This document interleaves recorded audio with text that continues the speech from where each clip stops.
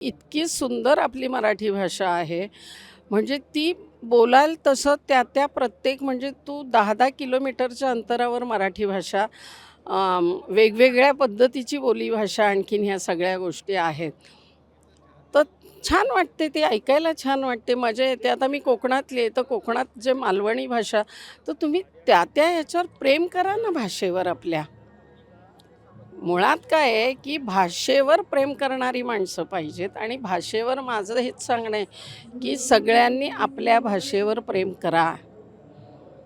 मग ती मराठी एवढ्यासाठी कारण आपण महाराष्ट्रात राहतो ना. ज्या महाराष्ट्राने तुम्हाला रोजीरोटी दिली आहे, तुम्हाला सगळ्या गोष्टी दिल्या आहेत, तुम्हाला नाव दिलेलं आहे, सगळ्या गोष्टी दिलेल्या आहे. मग तुम्हाला मराठी बोलायला म्हणजे मी परवा दिवशी जितेंद्र यांचा एक व्हिडिओ बघितला. इतकं सुंदर मराठी ते बोलत होते आणि ते म्हणाले, की मी आजही वयाच्या मला वाटतं 84-85 वर्षाचे. ते म्हणाले, "मी आजही उत्तम मराठी बोलतो." याचं कारण किती मी हिंदीत काम केलं किंवा काय झालं, माकड कितीही म्हातारं झालं तरी उड्या मारायचा माकड विसरत नाही.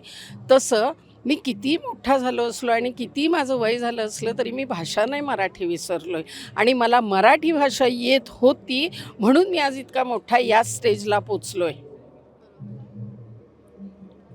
मग ती माणसं जर आपल्या मराठी भाषेचा इतका आदर करतात सगळं, तर आपल्या मराठी माणसांनी आपल्या भाषेचा आदर करायलाच पाहिजे असं माझं म्हणणं आहे.